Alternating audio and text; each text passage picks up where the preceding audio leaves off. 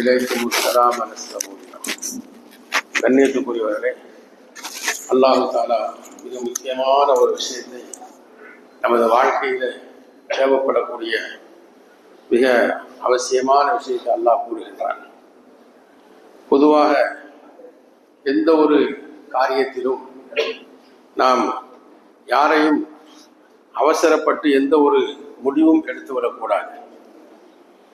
இதை அல்லாஹு தாலா இந்த ஆயத்தின் மூலமாக நமக்கு விளக்குகின்றான்.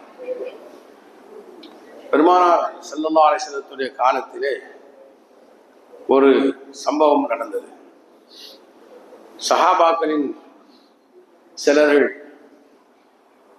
செல்கின்ற பொழுது, யுத்தத்துக்காக செல்கின்ற பொழுது ஒரு ஆட்டு இடையனை சந்தித்தார்கள்.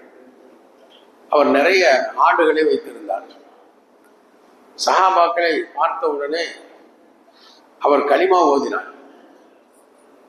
இவர்கள் நினைத்தார்கள், பயந்து போய் தான் இந்த ஆள் கலிமா ஓதுறான், இவரை ஆடு வச்சிருக்கான், சும்மா பேருக்கு கலிமா ஓதுறான் என்பதாக சொல்லி அவர் சலாம் சொன்னார். ஆனால் எதையுமே பொருட்படுத்தாமல் அவரை வெட்டி விட்டார்.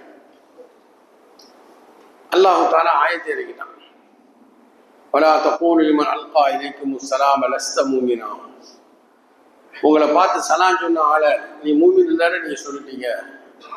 தபத்தகூன அரல் ஹயாத்தி துன்யா ஃபஇன்தல்லாஹி மகானிமு கஸீரா. உலகத்துடைய செல்வத்தை நீங்க பார்த்து இப்படி செஞ்சிட்டீங்க. அல்லாஹ்ட்ட மிகப்பெரிய செல்வம் இருக்குது. நீங்களும் இப்படித்தான் ஒரு காலத்துல ஈமான் இல்லாம இருந்தீங்க, அல்லாஹ் உங்களுக்கு ஈமானை கொடுத்தான். பெருமானார் ஸல்லல்லாஹு அலைஹி வஸல்லம் அவர்களுக்கு முன்னால இந்த விஷயத்தை வந்த பொழுது நபி அவர்கள் கடினமாக கோபப்பட்டார்கள். இல்ல அவரு சும்மாதான் கலிமா சொன்னார் என்று சொன்ன உடனே அல்லா ஷகப்த கல்பஹு, ரசூலுல்லாஹ் கேட்டாங்க, அவன் இதயத்தை நீ பிளந்து பார்த்தியா, உனக்கு தெரியுமா அவர் சும்மா கலிமா சொன்னான்னு என்று கண்டித்தார். நான் இதை விட்டு நீங்கியவன் என்று ஸல்லல்லாஹு அலைஹி வஸல்லம் சொல்லிவிட்டார். எந்த ஒன்றையும் நாம் திடீரென்று முடிவெடுக்க கூடாது. ஒரு பொருள் காணாம போச்சா, இவர் தான் எடுத்திருப்பாரு என்று நம்ம எண்ணக்கூடாது. எத்தனை சந்தர்ப்பத்தில் அப்படி மாற்றமாக ஆகிவிடுகின்றது. எதுவாக இருந்தாலும் விசாரணை தெளிவு. ரசூலுல்லாஹ்ட்ட ஒரு கேஸ் வருகின்றது. ஒரு சஹாபி, பெரிய சஹாபி, ஒரு கடிதம் ரகசியங்களை எழுதி மக்காவுக்கு அனுப்பியிருக்கின்றார்.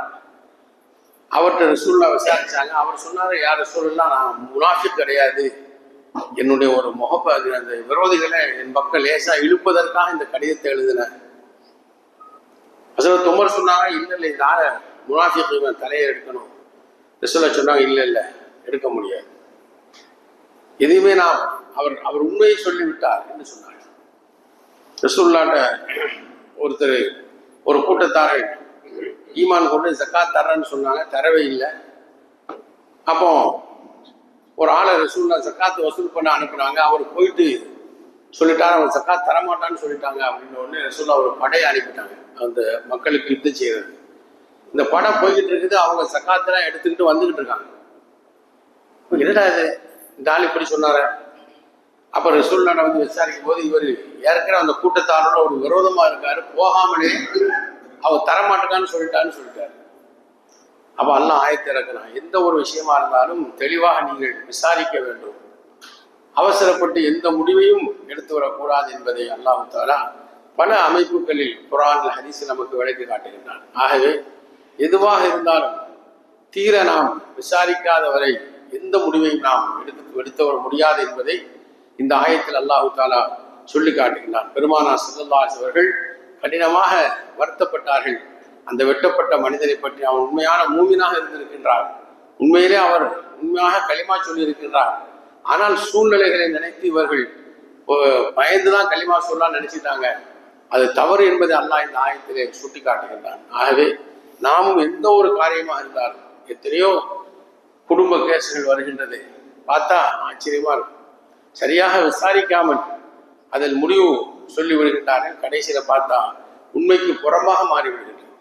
ஆகவே எந்த ஒரு காரியத்தையும் நாம் ஒரு விஷயம் உங்களிடத்தில் வந்தால் ஃபதபையரு, நீங்கள் நல்லா அதை ஆராய்ச்சி பண்ணி முடிவுக்கு வாருங்கள் என்று அல்லாஹ் தஆலா குர்ஆனில் சொல்கிறார். அல்லாஹ் தஆலா அமல் செய்யக்கூடிய நசீபை நம் அனைவருக்கும் தருவானாக.